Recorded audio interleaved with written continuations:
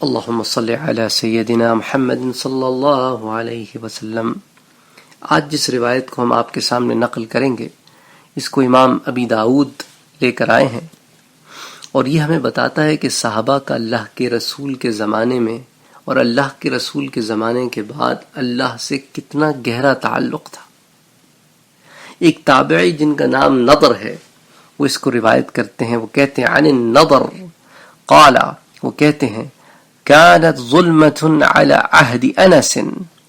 حضرت انس رضی اللہ تعالی عنہ کا زمانہ تھا تو ایک دفعہ ایک کالی آندھی آئی، فأتيته، تو میں حضرت انس کی خدمت میں حاضر ہوا، فقلت، میں نے ان سے پوچھا، یا ابا حمزہ، اے ابو حمزہ، هل كان هذا يصيبكم على عهد رسول الله صلی اللہ علیہ وسلم، کہ اے ابو حمزہ، کہ ایسی کالی اور اندھیری آندھیاں حضور کے زمانے میں بھی آپ لوگوں پر آتی تھیں؟ فقال، حضرت انس نے جواب دیا، معاذ اللہ، اللہ کی پناہ،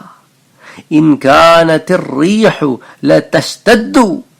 ارے حضور کے زمانے کا حال میں تمہیں بتاتا ہوں، کیا پوچھتے ہو؟ وہاں تو حال یہ تھا کہ اگر ذرا سی تیز ہوا بھی چلتی، فنبادر الى المسجد، تو ہم تو مسجدوں کی طرف دوڑ پڑتے۔ کیوں دوڑ پڑتے؟ مخافت ان تکون القیامہ،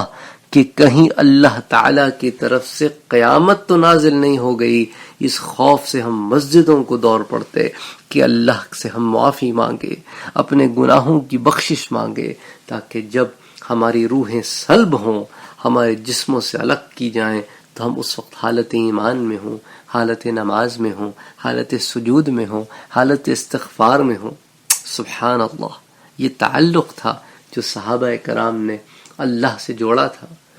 اور اللہ سے ہم یہ دعا کرتے ہیں کہ اللہ ہمارے ایمانوں کو بھی یہ مضبوطی دے کہ ہر کام میں اللہ کی طرف رجوع کریں۔ اللہم صلی علی سیدنا محمد صلی اللہ علیہ وسلم۔